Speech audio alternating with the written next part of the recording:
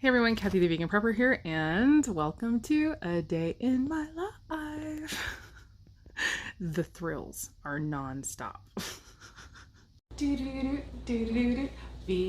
Prepper. Vegan Prepper. Okay, so far today I have cooked, I've done dishes, I've done laundry. It's like basically, if you ever are wondering to yourself, like, I don't know if you ever think about me when you're not watching my videos, but if you're ever wondering to yourself, I wonder what Kathy is doing right now, 9 times out of 10, very, very high chance that I'm doing one of those 3 things: cooking, dishes, and laundry. So anyway, I didn't film any of that. I'm actually getting ready to go switch a load over to the dryer. I'm not hanging the clothes indoors right now just because it has been so humid, but also so cold that our things are not drying very quickly, and I'm needing those clothes to be dry faster because we've been doing a lot of work and we've been going through our clothes. We don't have a ton of clothes.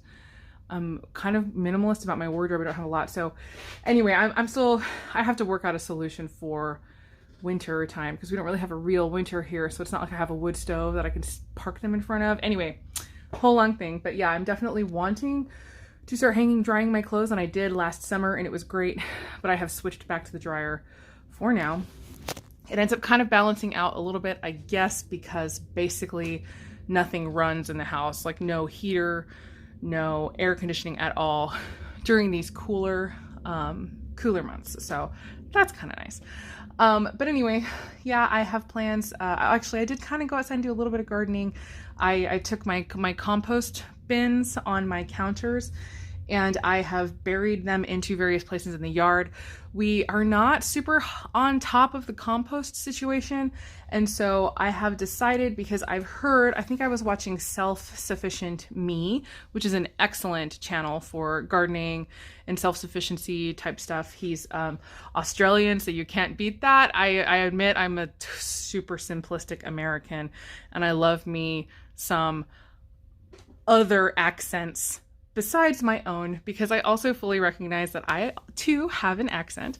But anyway, yeah, I love listening to him because he's Australian. Is that weird? I don't know. I just like listening to it. So anyway, I don't know. Are there people out there who do the same thing with Americans? Like, do you like listening to us talk because we talk differently from you? Or is that like a uniquely, weirdly American thing? Anyway, whatever. But yes, I have been digging the compost pieces from my kitchen just like into the soil, trying to compost in place, because apparently if you have a really dry, relatively warm climate, that ends up working out really well. And I think for me, particularly here, I think it's also an excellent solution because I am digging wet items, you know, like banana peels and scraps and things. They're wet when they go into the soil of my garden. And so it's building a structure that's already moist and potentially will help reduce water usage even further. Because if you guys have watched me for any length of time, you know that I'm slightly obsessed with figuring out just how little water I can use out here to make stuff still grow. And I do tons of tricks for trying to make that happen. I also have been, because we've been doing a lot more fires and more cooking over the fire, cooking outside, I have had plenty of ashes and coals, which I've also been digging into the yard. Hopefully this doesn't end up being a horrible disaster, but you know, I'm trying to do everything I can to build super healthy organic soil and to do it in a very vegan way. I don't bring in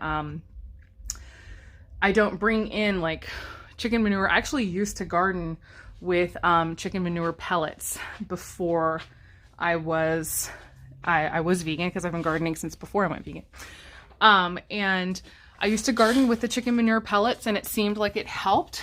And then I faced one of those moral dilemmas I talk about on the channel all of the time, because I still like question everything. I question everything. And so ethically speaking, can I take what is essentially a waste product, like otherwise it just gets thrown away? In nature, there would be poop. In nature, there's no such thing as a vegan ecosystem. But ultimately, for me personally, just for my ethical whatever, and y'all know this is always about me personally and never about you and what you do. You make your own choices. But for my own self, I realize I can't do, even if it's a waste product, it is still an indirect support of animal agriculture and factory farming and stuff. And to purchase with my money, I would be supporting the very industries that I really don't like. So I'm not using any animal input. That is not to say that it is 100% free of those kinds of inputs, because we do get birds through, hopping all through, digging and everything. I know we do get a little bit of it, and so that's wonderful. I actually love that. We've got worms out there, and I love that too. And then also, in case I wasn't weird enough, I'm trying to say, do I share? Of course I share, because I overshare on this channel, and that's what I do. But like, for instance, whenever anybody in our house cuts their hair, like if we trim our hair, Adam shaves his head, we take that hair and we dig the hair, and those additions, we dig that into the garden. And I don't know if that's like crazy town, if y'all just are like, okay, now that was too far, I can't listen anymore. But it's just kind of with that principle of there is no such thing as a vegan ecosystem. And actually, I have heard plenty of times people talking about putting their hair clippings and their nail clippings, my nail clippings too, whenever I cut my nails, I go and I that goes into the compost pile that then gets dug into the yard. And so obviously nail polish free, you know, but worms love that. I think it's the silica or something in the hair and the nails. They love that kind of input, and it goes to nourish the yard. So anyway, yeah, we do what we can to make sure that stuff is staying healthy. And we just, if we are not using other animal input, then we just use our own input. Like if I had a dog and I was brushing the dog, I'd put the dog hair into the yard and stuff like that. But we don't have a dog, so anyway, figure out how to make it work. And I have talked way too long about this, but I'm getting ready to go set up the sun oven to make our lunch. I'm going to experiment once again with the like one pot, like one skillet hamburger helper type meal, just because it's super easy and simple to throw together. But also I'm just seeing, I have now successfully cooked it over a fire. Great. I want to see if I can successfully cook it in the sun oven. So I'm going to be getting the sun oven set up to hopefully get that cooked. It's about, let me see, I'm like on my phone. Will it show me the time? No, it's not going to show me the time while I am filming. It is 11:25. So hopefully if I get that out there, we will have lunch within just an hour or so. But yes, let's go ahead and, I don't know, get to stuff that isn't just footage of me talking. I'm sorry. I feel like I've got to get better at this. Okay. All right, let's go. Apparently it is time to start checking Sage's pockets before I do her laundry, because she is beginning to stash things into her pockets, including this apparently, which I just fished out of the washing machine. But as I guess a plug for J5 tactical flashlight, it's still functional after going through the wash. So that's pretty awesome. The issue potentially is that she also had this necklace, and sorry if the footage is terrible, I am having a difficult time. I mean, obviously it got in there, so it seems like it should be able to come out. I'm having a hard time, so we're gonna go tell Adam that his flashlight still works before we tell him that there's a necklace stuck in the washing machine. All right, so we have to start checking Sage's pockets. Okay. This went through the washing machine, but it still worked. So I was like, hey, that is a plug for whatever kind of flashlight this is. J5 tactical flashlight. Apparently it's waterproof. Anyway, but I wanted to tell you also that crystal necklace on the chain, all four, it's like bent and stuck down one of the holes, and all four of the chain lengths are stuck, you know, because it was two and bent in half and through there. It's stuck in the hole and I can't get it out of the washing machine. So Rad. I know you're it's not like you're not doing anything. Okay, I'll take a look in a minute. Okay, all right, love you. This is our laundry room, but we also use it for storage. Obviously, this is super messy, and I had it pretty much totally clean, but it's been filled with things again, as just seems to happen. It's like you get something clean, and I don't know what it is about having an empty space that it's like all of a sudden, boom, now it needs to get filled. But I had it clear and nothing was here, and now, yeah, like I said. Anyway, whatever. We'll just have to deal with it again. But yeah, my sun oven is up there, so I'm gonna have to get through all of this and grab that. Working out has a major advantage though for me, because like I can lift. I used to really struggle with that grain mill, but now I actually can manipulate it and lift it with only one hand, and that feels pretty cool. So anyway, I'm gonna get the sun oven. You know, the sun oven is not that heavy, it's just kind of big and ungainly. So kind of the one thing about starting this before noon is it is going to require quite a lot of changes. But basically we're looking at that light circle right there, and I just have to get this raised so that that circle is even with the little indicator thingy right there. You see? So now it's right there. So that's about where the back needs to be. So that's how you know how to adjust it, is you're just gonna adjust it like that. But you do have to adjust it a bit over time. So I like to come out every half hour or so and just move it if necessary while it's going. All right, so this is probably about as close as I'm gonna get it now, and I just blocked it. Duh. So it's not 100% centered, but it'll still work really well. In fact, it has already climbed to over 100 degrees inside, and when I first brought it out here, it was more like 60. So it is really quite fast. So I'm gonna go ahead and get my food all ready while this is preheating, and we'll get out here and get some lunch started.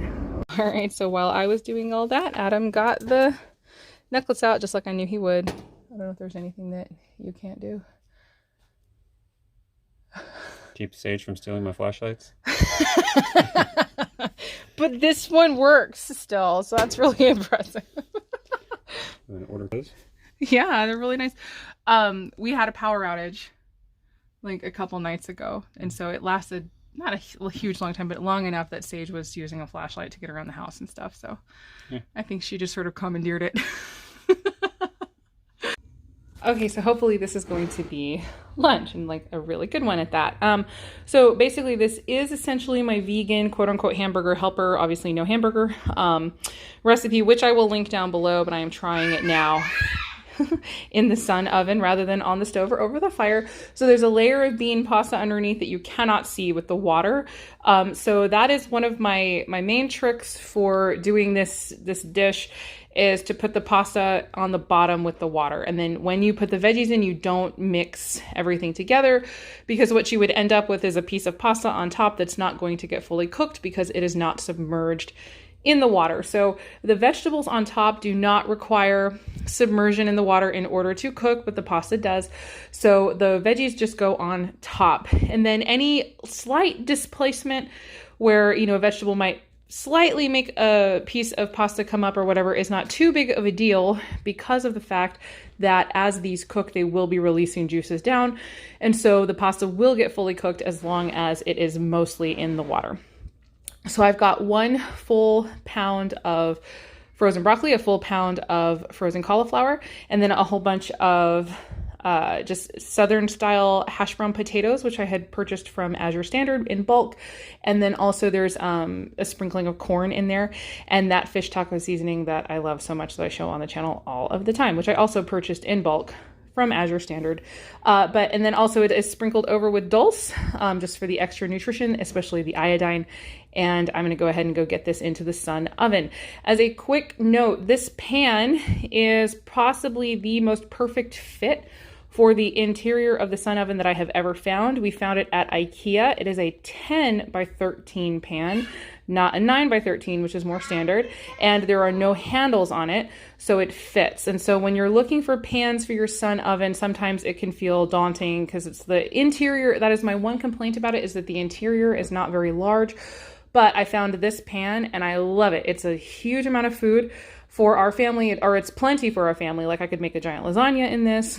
I haven't done that yet in the sun oven, but I definitely have plans for this pan in my sun oven. So I'm going to put on the screen the name, like the IKEA name of the pan, so that you can look for it yourself if you so choose. And then I will also go show you a shot of this pan in the sun oven so you can see what I'm talking about. Also, hopefully this is not too much frozen food. I got heavy-handed, so hopefully the sun oven will be up to the task of cooking all of that frozen stuff. Okay, so just in what little time I was in there putting this together and then quickly filming it for you guys, this has already preheated to almost 300 degrees. Now that is going to come down quite significantly once I get this pile of frozen food in there, but still, it's just great. It's really great how well this works. All right, you can see there's not really even like a millimeter of, well, there is, I guess, like a millimeter, but there isn't much clearance around that pan. That pan so perfectly fits the exact interior dimensions of the sun oven as far as the workable cooking space. And so I'm very happy with it. Now, maybe it could have been like an 11 by 13 pan and that would still be something that you could get away with. But anyway, it's pretty perfect. So I'm very happy with that pan. Oh my gosh, you guys, my layman's order came in. So, I ordered this in May of last year, and it only just got off of back order, I guess, and came in. So let me show you what I got. Okay. I'm so excited about these, you guys. Oh, they're in boxes. I guess that makes sense. Oh man, this is heavy. Okay. Sorry, I can't really do a proper unboxing. I'm gonna have to unwrap all of this and then just show you what it is. Okay, here they are. It's cast iron waffle irons. I am ridiculously excited about this. So basically, my my electric waffle maker, which I have loved for many years, not nearly as many as I would like, but it's been, you know, good 4 or 5 years or something. We've had this, or maybe even a little longer. Anyway, it does not matter. We've had this electric waffle maker, which is a double waffle maker, which I really appreciate because we have, you know, kind of so many of us in the house where you can pour 2 waffles and cook 2 waffles at once. Anyway, last year, I guess around May, I started noticing it was really consistently beginning to burn the interior. Like an interior circle of the waffle was always getting burned while the outside of the waffles were kind of not ever quite 100% cooked all the way through. So I don't know if the middle one was like shorting out or if the outer one is going kaput, like just not heating up as well as it used to. So I was frustrated because I was thinking, gosh, it's so disappointing. You know, I was hoping to have that waffle maker for basically forever, like most of my things, but I need to replace it. Excuse me. And so I started looking around and seeing, can I find another double waffle maker? Well, for one thing, another double waffle maker similar to that one was close to $80. And it was just the same kind of non-stick waffle maker, you know, nothing to write home about really. And then I started thinking about what can I do? Like what could last forever and be, you know, more useful in more ways, or not necessarily more ways, because obviously these still make waffles. But I mean, as far as, could it have some other kind of usefulness to me? And then it hit me like a campfire waffle maker. So I started looking those up, and all of those were made out, either they were like non-stick in their own right, which I feel like would last even less time on a campfire, or they'd be made of aluminum, and I did not want an aluminum one. So I don't really appreciate cooking with aluminum and putting aluminum in my food and all that stuff. So I finally, when I was searching cast iron waffle makers, I finally came on Layman's. And Layman's, I have shopped with them before. Obviously, I don't agree with everything that they stand for, but I do definitely appreciate, and I feel like they are potentially an underutilized resource amongst the prepping and kind of YouTube like prepping community, because they're not like flashy, like explosions and stuff like that.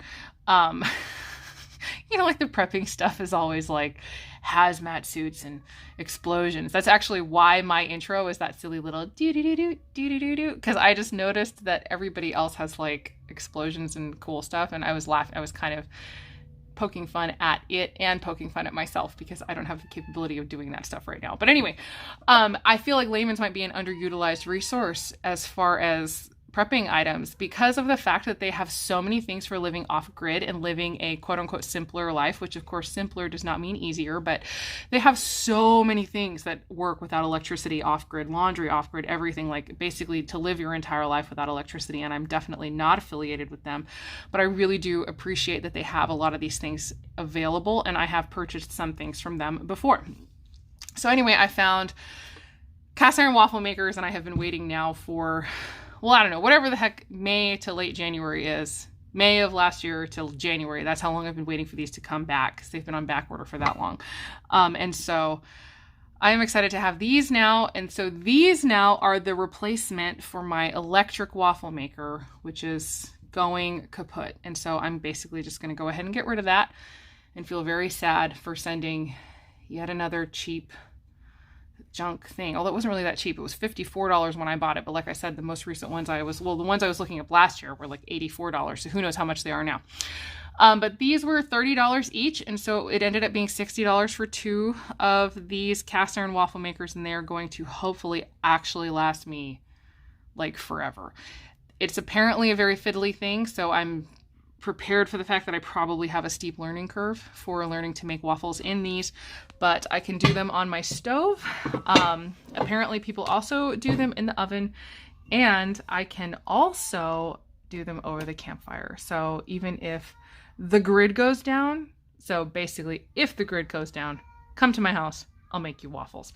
Probably not really, but you know, depending on how long the grid has been down, if we're all still friendly, come to my house, I'll make you waffles.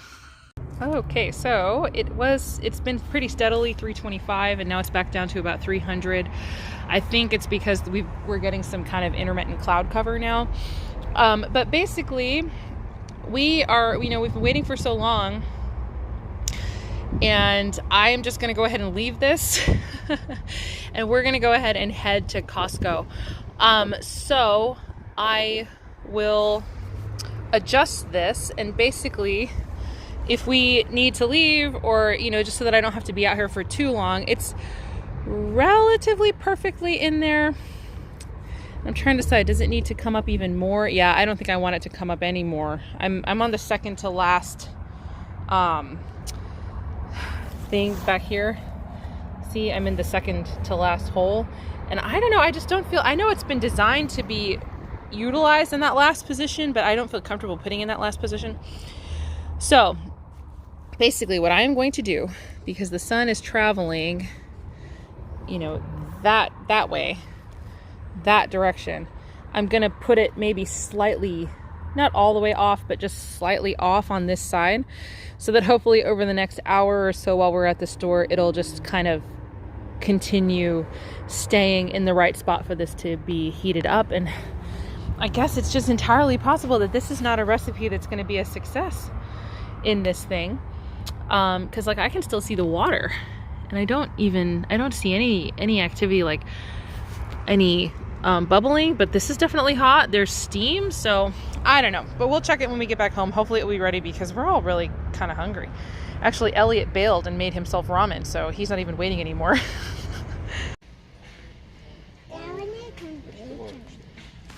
We need kombucha. What?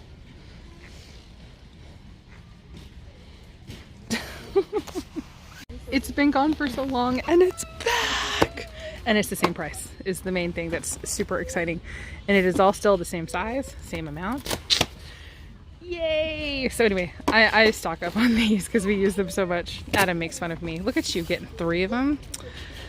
Dang. Okay, so according to Stacy of Off Grid with Doug and Stacy, as soon as you start seeing like the condensation kind of doing that and running down, that almost always means that your food is ready.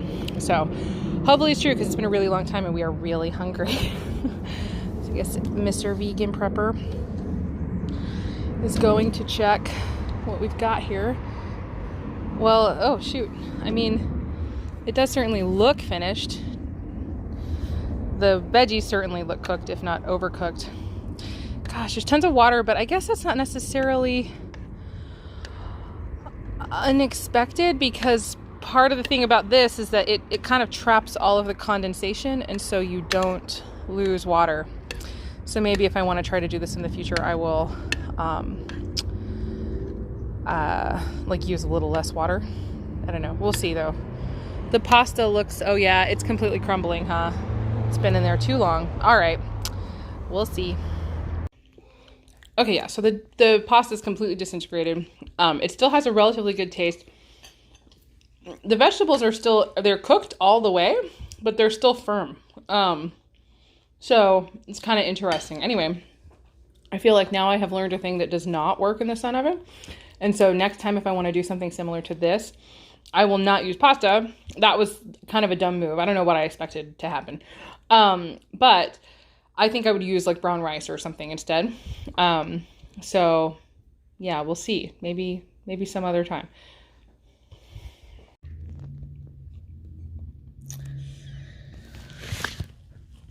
Oh, I try to be so positive, but that was gross.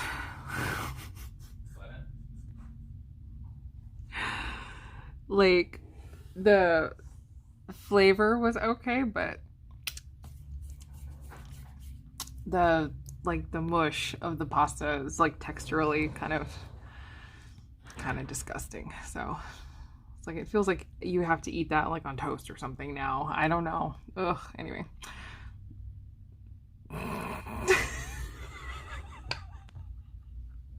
Sometimes you win, sometimes you learn.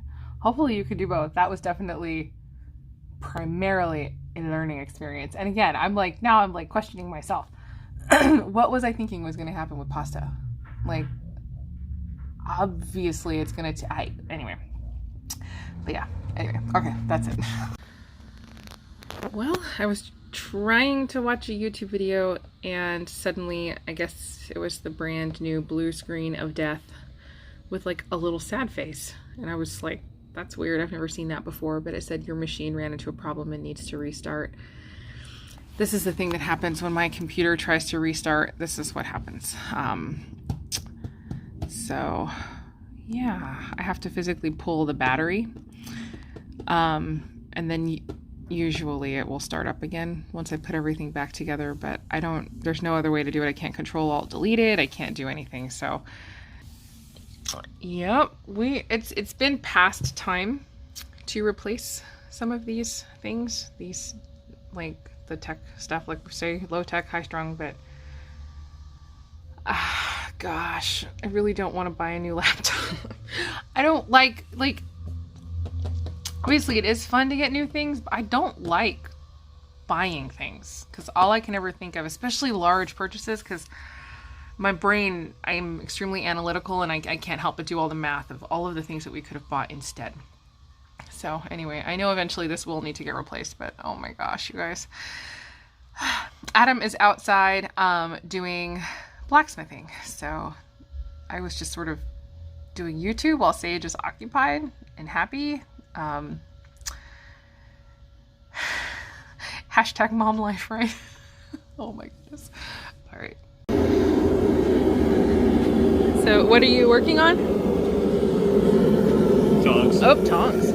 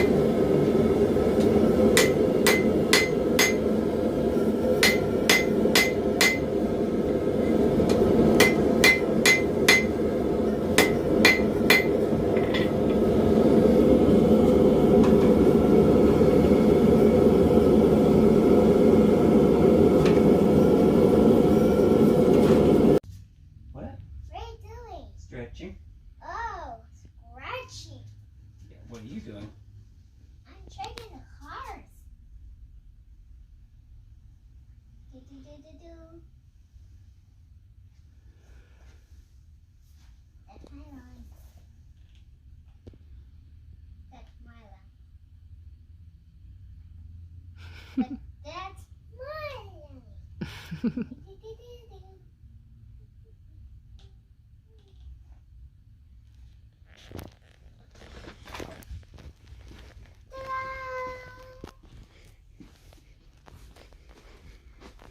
Ta-da! The cute tiny cars. It's a baby. Yeah, baby cars. They're very cute. Alright, so we are arriving at church. She has fallen asleep. We are going tonight on Saturday. Our church is pretty great because they have Saturday and Sunday services, and that's a pretty common thing. So we can kind of pick when we want to go, and a lot of times we like to go on Saturday night, so our entire Sunday is free. But yeah, we have arrived and it's time to go in, and I think that with that we can go ahead and conclude this video. So thank you so much for joining us. You want to say hi, Mr. Vegan Prepper? Hi. Or bye. Bye. As it were. But yeah, hopefully any of that was helpful to you and you enjoyed it. Just let us know in the comments down below anything that you would like to comment on. And yeah, as always, I hope the rest of your day is good and your life stays wonderful. We will see you guys later. Bye.